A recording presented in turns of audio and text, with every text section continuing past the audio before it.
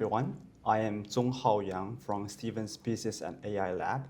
Today we have Miaozhe Han from Hong Kong University of Science and Technology with us. Welcome, Miaozhe. Thank you. Thank you so much, Songhao, for accommodating my visit here. I'm really glad to be visiting Stevens Institute of Technology here.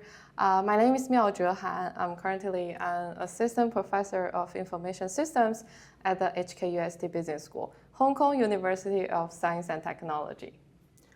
Your new research actually looks at how generative AI is changing the hiring process. And you have a very interesting observation that more communications actually does not lead to more interviews. What's going on there? Yeah, actually that is the most exciting project that I've been working on lately. So basically we have this job matching platform which documents the bi-directional interaction dynamics between the firm and also the candidates. And then what we found is exactly as you just described, there is more and more communications being exchanged between these two sides. But in the meantime, we do not observe any significant change in the conversion, in the final conversion, meaning that it seems that the conversion rate has been decreasing. And then we move further into discussing what happens over there. Exactly your question. When we disentangle this effect from the firm side and also from the candidate side, we observe that this decrease in conversion rate happens to the candidates, but not the firm. Actually, for the firm, they are experiencing a benefit. They are experiencing an increasing successful rate, meaning that they are gaining upper hand. And it is a very interesting dynamics, this divergence. Why does that happen? So for the later half of this project, we spent a lot of time to do the mechanism test to really understand what's going on over there. And what we found is that it's because generative AI has been reshaping our labor market, right? Has been reshaping our skills, has been reshaping what we do and what we can do. And in this particular case, we found that Gen AI is substituting those niche domain-specific knowledge, which led to the reducing entry barriers for those jobs. Imagine that you were working for, you were doing this 3D animation design. Previously, before the Gen AI, you probably need to spend several years to have the specific training. But nowadays, with the help of Gen AI, it's much easier for you to gain this 3D animation design knowledge, as long as you have some basic programming skills or basic design skills. So that is what we found. It means that the jobs, the domain expert jobs that were previously reserved for you, now is being joined by all the many other candidates. So your game is becoming more and more competitive because of this Gen AI. That's a very interesting dynamic change after the introduction of generative AI. Now I want to zoom out a little bit. So I see your research actually covers a lot of grounds, AI, algorithms, and digital platforms. What ties them all together for you? Oh, I love that question, really.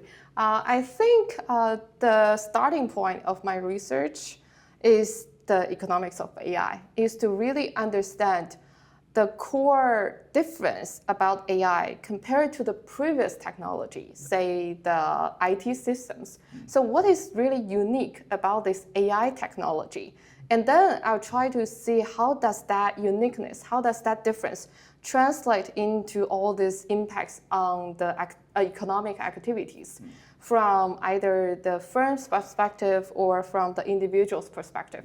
So that means whenever I have this theory in terms of what is different about AI, I need to find this downstream context where the impact of AI will manifest.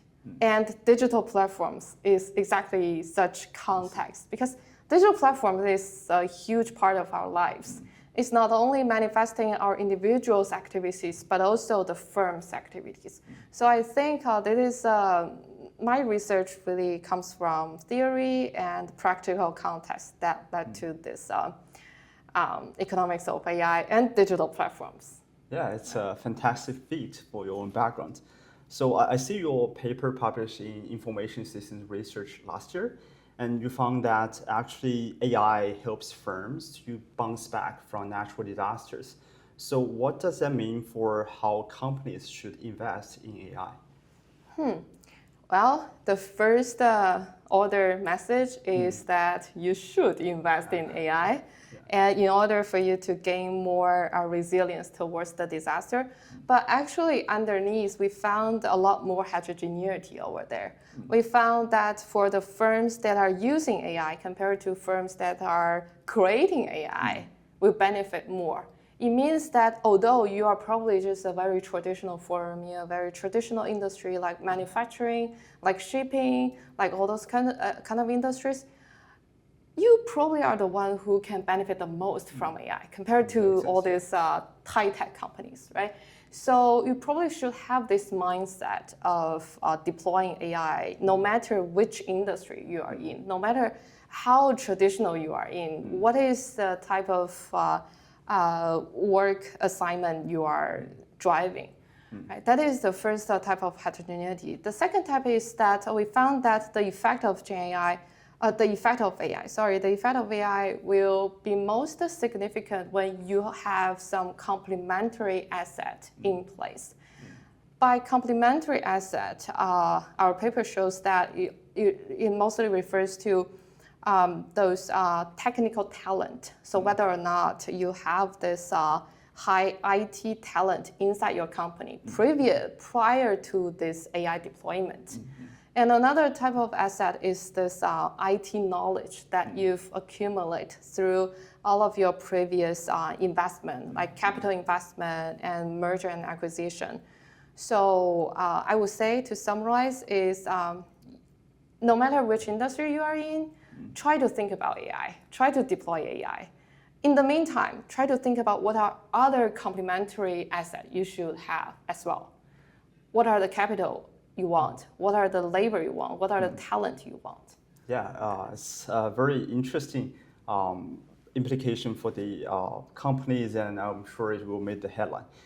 So I see your recent study on Facebook actually shows that algorithms actually tries to send more information to the people who are already informed, not those who actually have more information needs. So why does that happen? Oh, yeah, interesting. I think, I personally love that paper so much. I think that paper, the motivation at the very beginning is that, we want to see what is the real advantage of this AI, this algorithm, this advanced algorithm compared to previous generations. It is the ability to do the personalization. And then in the online context, the personalization means that the algorithm will decide what you are going to consume, what information you are going to obtain. And what they do is that they track your historical online browsing behavior, and then based on your browsing behavior, they decide what to allocate to you in the future. It seems fancy, right? It seems really sophisticated. But think about this. When you consume the information online, are you always behaving in a way that is the most rational, that is the most beneficial for you? Like, are you always gaining the biggest welfare from consuming online? Yeah, not really. Yeah, that is why we had this study. We hypothesized that people consume online mostly because they feel that the information is easier for them to consume. Instead of the information is more beneficial for them to consume. Right? So people have this bias. It's not really bias. It's just this inherent habit. Is laziness. Laziness. Correct. Yeah. To consume whatever is easy for you instead of whatever is good for you. So if the algorithm is picking up whatever is easy for you, what will it do? It will just consistently sending you the information that is easy for you to consume. I see. And the very natural consequence is that, for example, all those environmental protection information will go to the people who already have a very high awareness of this environmental protection. All those like cancer detection information will go to the people who already have done the cancer test. So yeah, that is basically what we found in that research. I guess that also applies to companies like TikTok. Yeah, definitely.